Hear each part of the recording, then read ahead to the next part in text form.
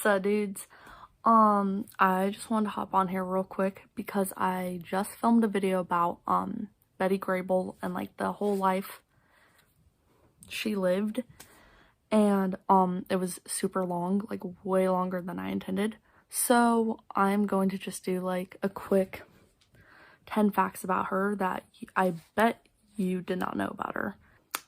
If you did know them, then I don't know what to tell you. I just figured it'd be kind of cool to do something cool. I don't know, something little. I'm gonna kind of start off like with the more tamer stuff and then go to like the crazier as the list goes on. So stay tuned till the end. This one's just a little freaky. Her real name was Elizabeth Ruth Grable, and she was born December 18th of 1916.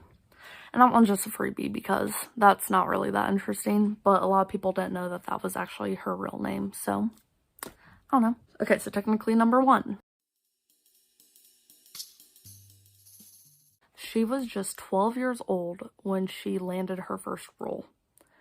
So she was just 11 when her family moved from Missouri to California in the hopes of her making it big, which was also illegal at that age because her mom had to lie about her daughter's age in order to get her a role in film.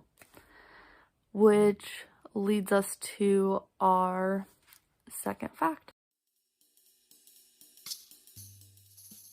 Her first role was on Fox's hit Happy Days as a chorus girl, even though it was uncredited. But she actually got fired from Fox because they found out that she lied about her age. She was lying and saying that she was 15 years old when she was actually just 12. So, yeah, not a good look. Which brings us to our next fact. She was one of the original Goldwyn girls.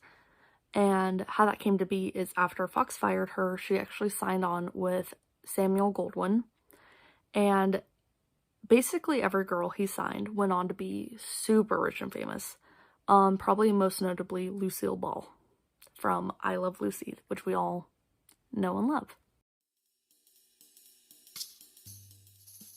Because of kind of being forced to perform by her mom, because her mom was kind of like one of those crazy pageant moms, she, like, it's rumored, I mean, there is kind of proof, but whatever, that the stress and like being forced to perform, because it's not something she really wanted to do, caused her to sleepwalk because she was so stressed out. Like, it's something she battled with constantly, like just extreme stress, extreme anxiety, sleepwalking, just.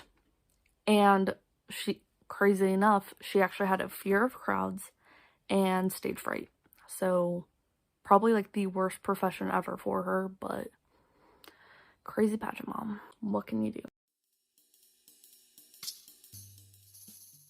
In 1946 and 1947, the U.S. Department of Treasury actually named her as the highest salaried American woman. She actually ended up making $3 million in her whole career, which was absolutely unheard of in that time. She's actually kind of paved the way for everybody else, like Marilyn Monroe, Lucille Ball, like basically every famous actress from that time because of Betty. Kind of jumping back to Fox firing her because of her age, they actually rehired her later in life and she stayed with them for 15 years. And they actually re-signed her back on when she was getting ready to get out of the business. But what's crazy about that, Fox fired her because she lied about her age. And then years later, when she was ready to get out of the business because she wanted to just settle down and be normal, the CEO of Fox actually saw her and was like, wow, I think you're amazing, and begged her to sign with him. And that was actually her longest contract, and it was over 15 years that she worked for them. Which brings us to our next fact. After 15 years of working for them, and only like 1 or 2 raises throughout her whole career there, even though she was their like #1 moneymaker, she asked for another raise, and Fox absolutely denied it. Like, said, nope. Like, just nixed the idea.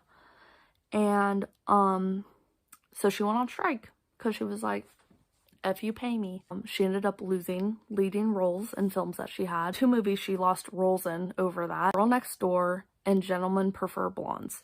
And those roles ended up going to June Haver and Marilyn Monroe.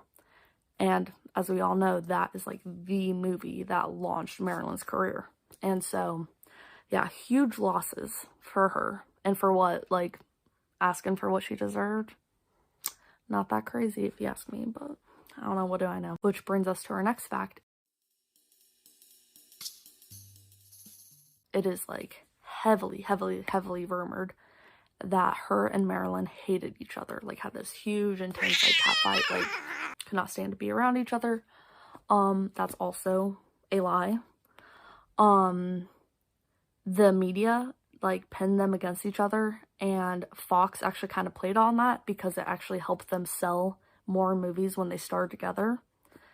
But the truth is that they were actually friends, and Marilyn testifies, like, to this, saying that she kind of brought it up to her, like, hey, everybody's saying that we're in a cat fight, like, girl, I don't know, I didn't know you had beef. And Betty being like, no, like, go get yours, honey, I got mine. And those were her exact words. So I guess, like, nothing has changed since, because the media is still like that. YouTube drama looking at you. During the peak of her career, she actually had 2 children. Victoria in 1944 and Jessica in 1947. And the reason why that's kind of like a crazy fact is because she actually did movies the whole time she was pregnant, but they just filmed around her, like, being pregnant. Like, they just, like, hid the belly, I guess. And yeah, so, like, no one would have known, you know, like, if people just watched her movies and not her personal life, they would have never known. And her first pregnancy was actually during Pinup Girl, which is like a movie of her being like, you know, the sexy girl next door. And so it's kind of actually crazy how well they hid it. Which brings us to my next fact,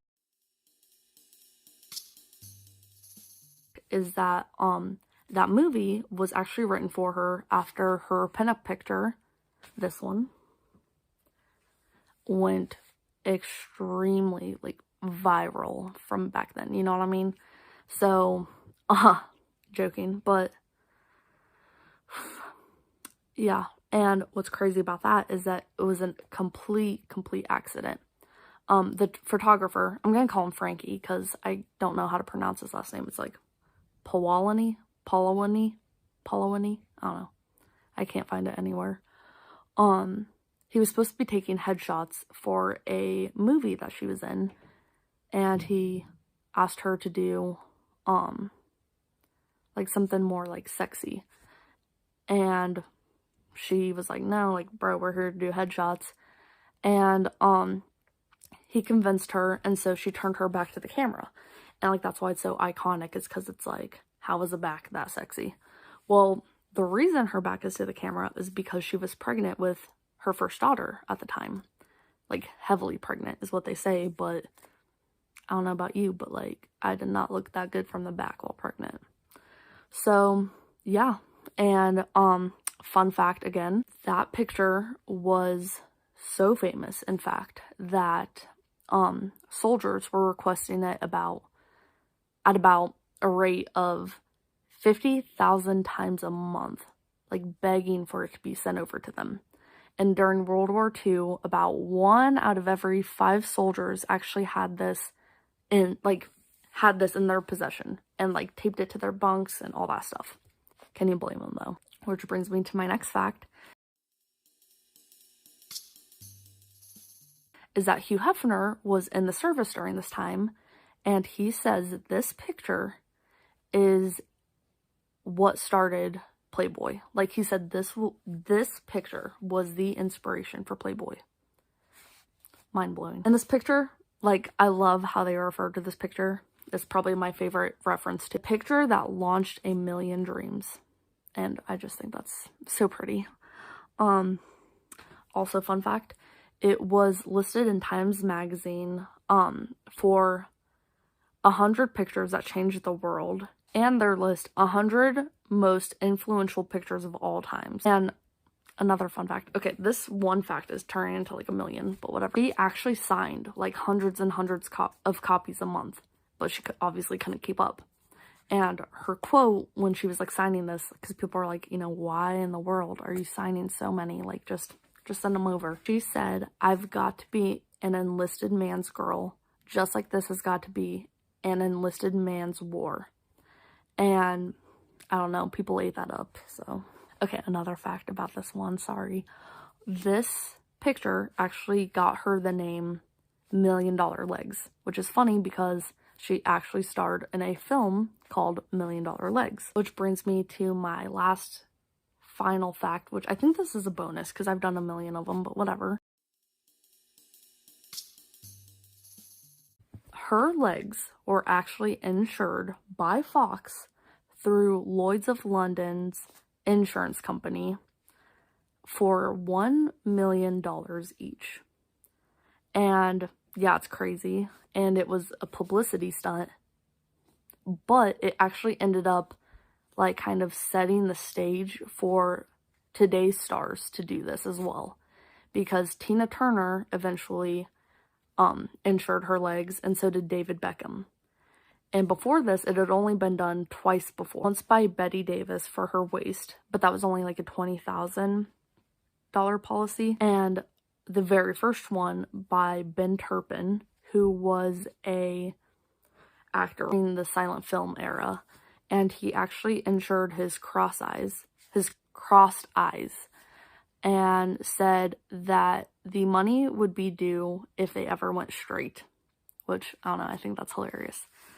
And this actually brought the insurance company a lot of fame, because now a lot of stars insure crazy weird body parts through them. Like, just to name a few, Gene Simmons' tongue and Tom Jones' chest hair. Like, just crazy. But at the time, this was the biggest insurance policy ever taken out by a star. And it was pretty fitting. So $2 million in all, because it was $1 million per leg. But yeah, so that was 10 kind of crazy facts. Well, kind of more than 10, but whatever, who's counting? About Betty Grable. And I don't know, I hope you learned something. If you didn't, then what can I say? I bet you didn't know them.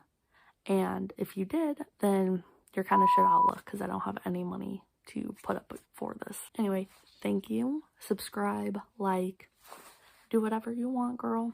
I think that's it. Bye.